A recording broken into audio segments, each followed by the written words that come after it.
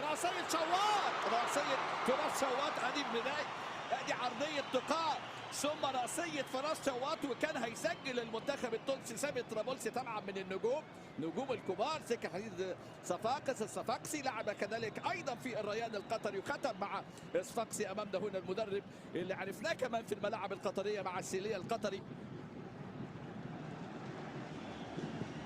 يتلف كرة على طول خطيرة راسية فراس شواط، جول جول عمر العيوني.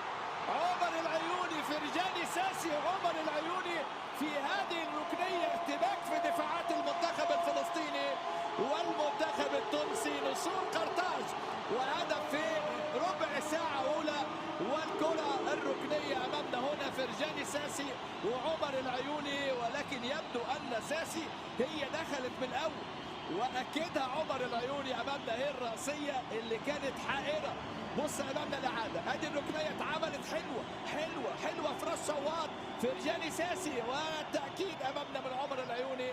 هنشوف بقى الهدف لمين، لكن هو هدف امامنا للمنتخب التونسي. محاوله اولى ثم محاوله ثانيه ثم حارس المرمى امامنا هنا اللي بيبعد الكره من داخل المرمى، والتاكيد يا ولد على المرور على طول. حلو حامد حمدان، وفرصه كبيره بتضيع، فرصه بتضيع من محمد صالح. حامد حمدان عمل كوره حلوه كوره، لكن محمد صالح كان متقدم في اللقطه اللي فاتت. محمد صالح مدافع الريان كان ممكن يسجل في اللقطه اللي فاتت، كان ممكن يسجل هدف التعادل. بيضيع في الدقيقه 37 اماميه الكره المره دي. تحرك اسماعيل غربي اللي بيشكل حقيقه اداء مميز حتى الان. اسماعيل غربي ترجع مره ثانيه الى ترمينيني. شوف امامنا ترمينيني لاعب الشمال، لكن كره مقطوعه، خطا ترمينيني. الثاني فراس شواط، الثاني ترمينيني. وادي امامنا هو استنى توازنه وتمريره محمد علي بن رمضان في خروج كان طبعا من رامي حماده. لم يتوقع الخطا من ترمينيني وفراس شواط، وانتظار الفار.